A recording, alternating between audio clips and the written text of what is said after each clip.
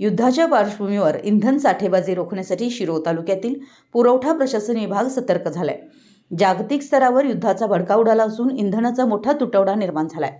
या युद्धाचे पडसाद आता स्थानिक स्तरावर उमटू लागले असून घरगुती गॅस सिलेंडरचा तुटवडा निर्माण होईल या भीतीने नागरिकांमध्ये चिंतेचं वातावरण आहे।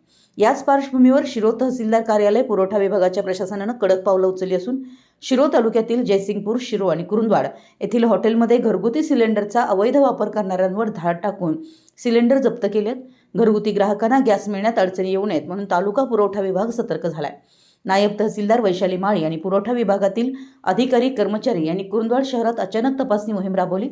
शहरात धडक कारवाई करत 3 पथकांमार्फत अचानक छापेमारी केली। या छापेमारीत नियमबाह्य पद्धतीने घरगुती गॅस टाक्यांचा वापर करत असल्याचं निदर्शनास आल्यानं कारवाई करत 4 टाक्या जप्त करण्यात आल्या।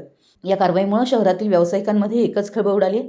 नायब तहसीलदार सौ वैशाली माळी यांच्या मार्गदर्शनाखाली तसेच पुरवठा निरीक्षक दत्तात्रय पाडळकर यांच्या नेतृत्वाखाली ही मोहीम राबवण्यात आली। कुरुंदवाड येथे विविध भागात चहा टपऱ्या तसेच अन्य ठिकाणी तपासणी करण्यात आली। तसेच काही हॉटेल व्यावसायिकांकडे मोकळ्या रिकाम्या गॅस टाक्या विना अनुमती आढळून आल्यानं संबंधितांना नोटिसा बजावण्यात आल्या।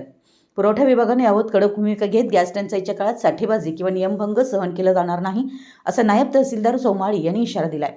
या अचानक छापेमारीमुळे शहरातील हॉटेल, टपरी व अन्य व्यावसायिकांमध्ये भंबेरी उडाली। अनेकांनी तातडीने आपापल्या ठिकाणी साठवणुकीची पडताळणी सुरू केली आहे। पुरवठा विभागाकडून पुढील काही दिवसात अशाच स्वरूपाच्या छापेमाऱ्या सुरू राहणार असल्याचे संकेत देण्यात आले आहेत। पथकात पुरवठा विभागाचे लिपिक राजकुमार परमार, किरण कोळी, अशोक पाटील, सिद्धार्थ कांबळे, मोहसिन कोठीवाले, विनायक कांबळे आदींच्या पथकाने ही कारवाई केली आहे। मराठी एसटीसाठी कुरुंदवाडहून संदीप अडसूळ।